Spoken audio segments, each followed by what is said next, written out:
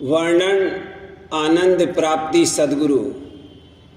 तीसरा शब्द मोहि मिला सुहाग गुरु का, मैं पाया नाम गुरु का।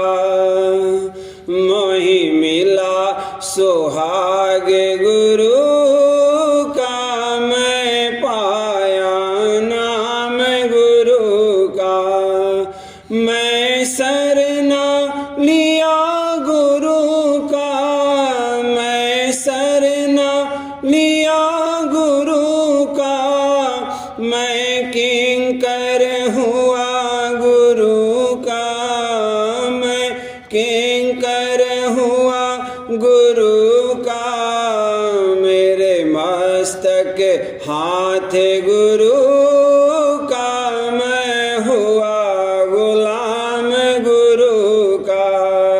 मेरे मस्तक हाथ गुरु का, मैं हुआ गुलाम गुरु का। मोहि मिला सुहाग गुरु का, मैं पाया नाम गुरु का। मैं पाया आधार गुरु का, मैं पाया आधार गुरु का। मैं पकड़ा चरण गुरु का, मैं पकड़ा चरण गुरु का। मैं सर्वस हुआ गुरु का, मैं हो गया अपने गुरु का। मैं सर्वस हुआ गुरु का, मैं हो गया अपने गुरु का। मोहि मिला सुहाग गुरु का, मैं पाया नाम गुरु का।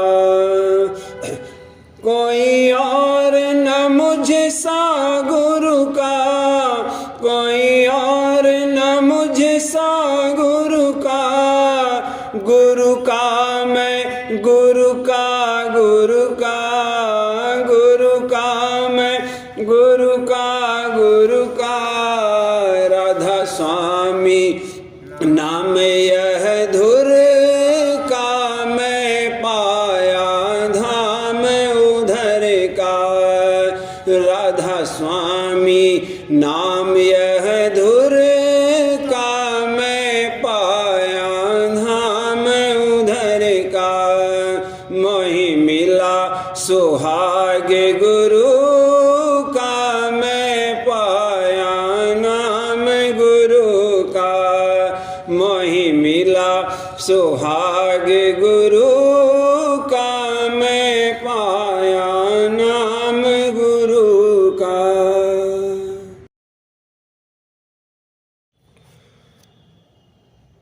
मुसाफिर रहना तुम होशियार, मुसाफिर रहना तुम होशियार। ठगों ने आन बिछाया जाल, ठगों ने आन बिछाया जाल। मुसाफिर रहना तुम होशियार, मुसाफिर रहना तुम होशियार। ठगों ने आन बिछाया जाल, ठगों ने आन बिछाया जाल। अकेले मत जाना इस राह, अकेले मत जाना इस राह। गुरु बिन नहीं होगा निर्वाह, गुरु बिन नहीं होगा निर्वाह। जमा सब लेंगे तेरी छीन, जमा सब लेंगे तेरी छीन। करेंगे तुझको अपना दीन करेंगे, तुझको अपना दीन ठगों ने रोका सब संसार, ठगों ने रोका सब संसार।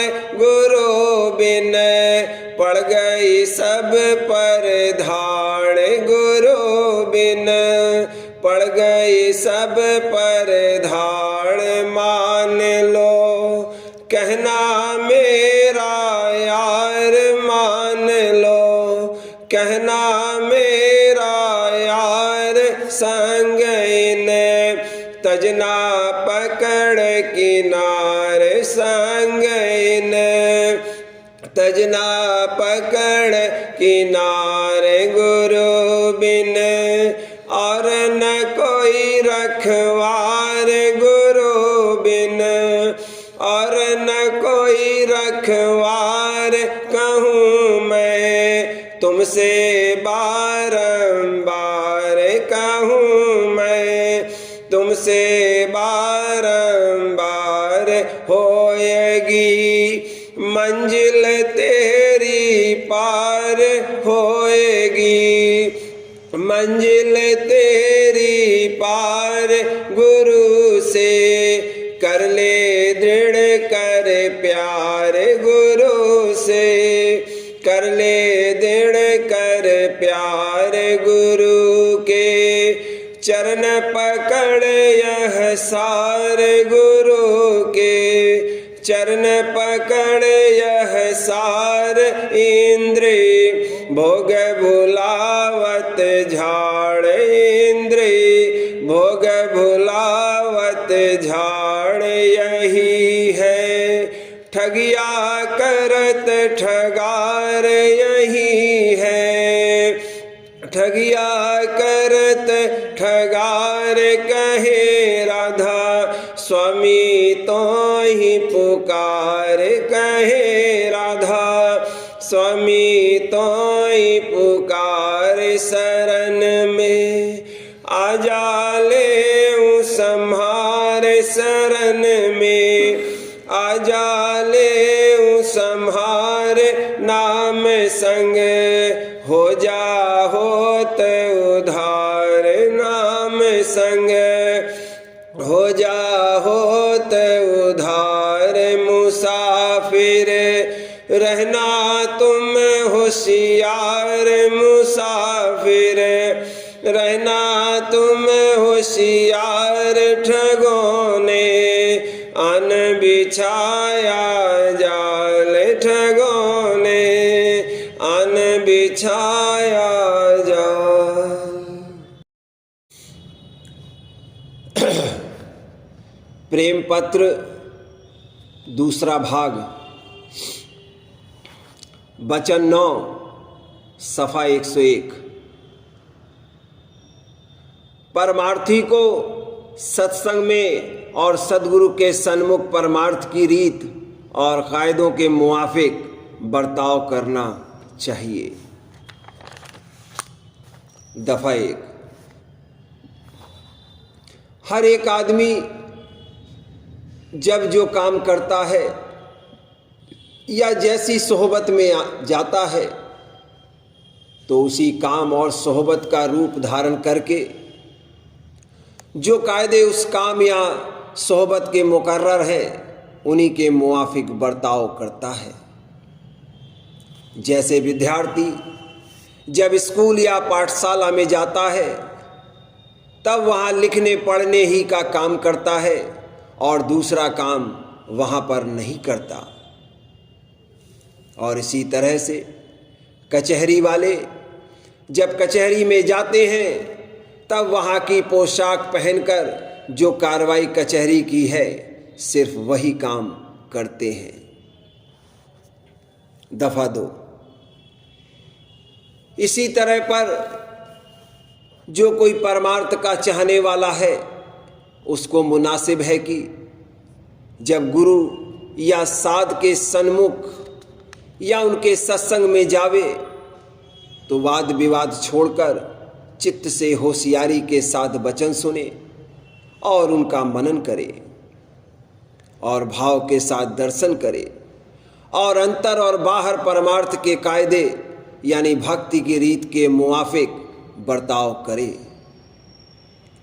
यानी बाहर से इंद्रियों को किसी कदर रोके और एहतियात रखे कि अंतर में सिवाय परमार्थी ख्यालों के संसारी तरंगे न उठावे और गुरु और साध का थोड़ा बहुत उसी कदर भय और भाव करे जैसे कि अपने बाप दादे और बुजुर्गों का या जैसे अपने हाकिम का, क्योंकि वे परमार्थ के सच्चे बुजुर्ग और सच्चे हाकिम हैं। दफा 3, जो जीव इस कायदे के साथ सच्चे गुरु के सन्मुख जावेगा वह जरूर थोड़ा बहुत परमार्थ का लाभ यानी फायदा लेकर उठेगा और जो इसी तौर पर सत्संग में उसकी हाजिरी कुछ अरसे तक बराबर जारी रही तो उसके मन की हालत ज़रूर थोड़ी बहुत बदलेगी और सच्चे मालिक के चरणों का प्रेम उसके हृदय में पैदा होकर दिन दिन बढ़ता जाएगा। दफा 4, सच्चे परमार्थी को कभी अगली पिछली टेक और अटक में भरमना नहीं चाहिए और सद्गुरु के सन्मुख अपनी समझबूझ या अपने ख्याल परमार्थ की निस्बत जोर देकर पेश करनी नहीं चाहिए, बल्कि अपने तय अनजान समझकर जो वचन की सद्गुरु निर्णय करके समझावे उनको हित चित से धारण करना चाहिए। दफा 5, जो कोई हाकिमे वक्त या डॉक्टर या हकीम के पास जाता है तो वह अपनी नौकरी या मुकदमे की बाबत या अपनी बीमारी का हाल कहता है और जो हुक्म की हाकिम देवे और जो दवा और परहेज की डॉक्टर तजवीज़ करे उसके मुवाफिक कार्रवाई करता है। वहाँ हाकिम या डॉक्टर की जात पात या उनकी बाहर या अंतर की रहनी पर नज़र नहीं करता। इसी तरह जो कोई सच्चा परमार्थी है उसको लाजिम है कि सद्गुरु के वचन और उनके अभ्यास की परख करे और जात पात और लक्षण वगैरह के ख्याल में न पड़े, क्योंकि इसकी क्या ताकत है कि यह जो आप माया में गोते खा रहा है ऐसे लोगों की जो कि मन और माया से किसी कदर या बिल्कुल न्यारे हैं परख या जांच कर सके। पर जो कोई दिन उनका संग करेगा तो अलबत्ता थोड़ी बहुत निरख और परख आवेगी, यानी उनकी पहचान इस बात की थोड़ी कर सकेगा कि वे किस कदर संसार से जुड़े हैं। दफा 6, सच्चे परमार्थी को लाजिम है कि सत्संग में जाकर अपना काम करे और उसी का फिक्र रखे और दूसरे परमार्थियों की तरफ न देखे और ना उनके मामले में दखल देवे।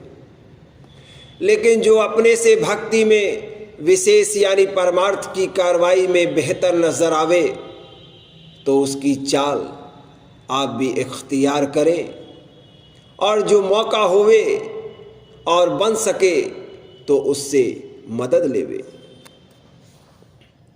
दफा 7, और यह भी मुनासिब है कि जिस कदर अपना शौक़ और उमंग होवे उसको कम करके दिखलावे और ज़्यादा दिखावा उसका ना करे और अपनी ताकत से ज़्यादा काम बगैर अच्छी तरह सोचे और समझे हुए ना करे, नहीं तो थोड़ा बहुत रास्ते में भटका लगेगा। उसको चाहिए कि जो काम करे समझ और सोच कर धीरज के साथ करे और जितनी अपनी ताकत होवे उससे कुछ कम काम में लावे और घबराहट के साथ जल्दी न करे तो उसका रास्ता सुखाला चलेगा। खुलासा यह है कि हिरसा हिरसी और देखा देखी भारी काम परमार्थ के एकाएक न कर उठावे, क्योंकि आहिस्ता आहिस्ता चाल चलने से उन्हीं कामों को यह दुरुस्ती के साथ कर सकेगा। अपनी भक्ति और प्रेम को नित्य बढ़ाता जावे, उसके साथ इसकी ताकत भी बढ़ती जावेगी। दफा 8। सच्चे परमार्थी को यह भी मुनासिब है कि किसी दूसरे सत्संगी से जो सत्संग में शामिल होवे किसी बात पर तकरार और हुज्जत या लड़ाई या झगड़ा या बैर और विरोध और ईर्ष्या न करे, नहीं तो उसके प्रेम और भक्ति में मुफ्त खलल पड़ेगा और तरक्की में हर्ज होगा। जो किसी का चाल चलन इसको पसंद ना होवे या उसकी रहनी में नुक्स और कसर नजर आवे तो मुनासिब है कि उसको प्रीत भाव के साथ एकांत में समझौती देवे, और जो वह ना माने तो सद्गुरु या साध से जो सत्संग के अधिष्ठाता हैं इत्तला कर देवे। उनको इख्तियार है, चाहे जैसे उस शख्स के साथ बर्तावा करें, उस शख्स को चाहिए कि फिर उस सत्संगी के मामले में दखल ना देवे। और जो इसका मन उससे मिलने और बात करने को ना चाहे तो उससे मिलना और बोलना छोड़ देवे। फिर विरोध ना करे और ना इस बात की हट करे कि वह सत्संग से खारिज कर दिया जावे, क्योंकि जो वह सत्संग में पड़ा रहा तो शायद आहिस्ता आहिस्ता गड़ जावेगा और विकारी अंग उसके साफ हो जावेंगे, और जो सत्संग से खारिज हुआ तो और कहीं उसकी गड़त होनी मुमकिन नहीं है। दफा 9।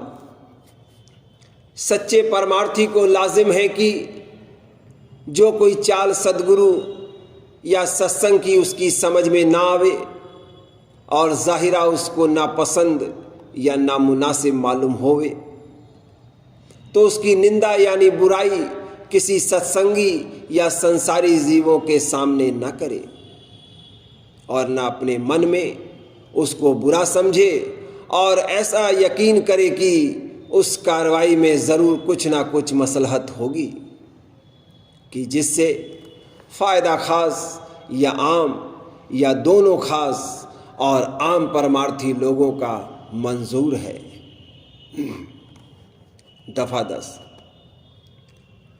जो उसका मन इस बात को ना माने और भरम उठावे तो बेहतर होगा कि किसी गहरे प्रेमी सत्संगी से उसका हाल एकांत में दरियाफ्त करे, या जो मौका मिले तो खुद सद्गुरु से विनती करके पूछ लेवे, तब उसका संदेह रफा हो जावेगा।